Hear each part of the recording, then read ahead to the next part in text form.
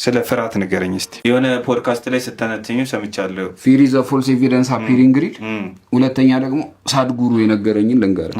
ምንፈራው ነገር በሙሉ ወደፊት ይሆናል ብለን የምናስበው ወይም አይሆንም ብለን የምናስበው ነገር ነው እንጂ ዛሬ ላይ ያለው ወይም ትላንት ያለፈ ነገር አይደለም። ሀበሻ ምን ይላል? የፈሩት ይደርሳል የናቁት ይወርሳል ይላል። ሎው ኦፍ አትራክሽን ተከርብቶ ነው እሱ። ፍርሃት የሚሆነው ለምሳሌ ጄሌን ዛሬ ላላገኘው እችላለሁ፣ ላረፍድበት እችላለሁ፣ ላይታይ ይችላል። የሆነ ሰው ይደብረዋል፣ ኮሜንት ላይ ይሳደባል ምናምን ነገር ይደብራቸዋል በዚህ ኮንቴንት ብሎ ማሰብ ፍርሃት ይባላል።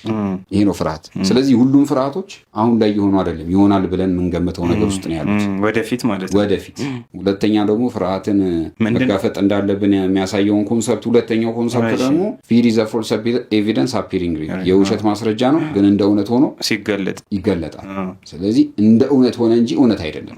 ጭንቅላታችን ውስጥ ነው ያለው፣ መሬት ላይ ያለው። ምን ማድረግ አለብን እንዳንፈራ?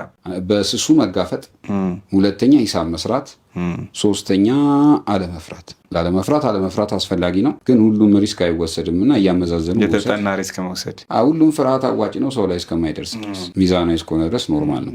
እየተኮረከምክ ድጋሚ መኮርኮም ይሄን ፍርሃት አለመፍራት ነው። ብድግ ብለህ መኮርኮም ግን እብሪተኝነት ነው። ይሄ ነው በቃ።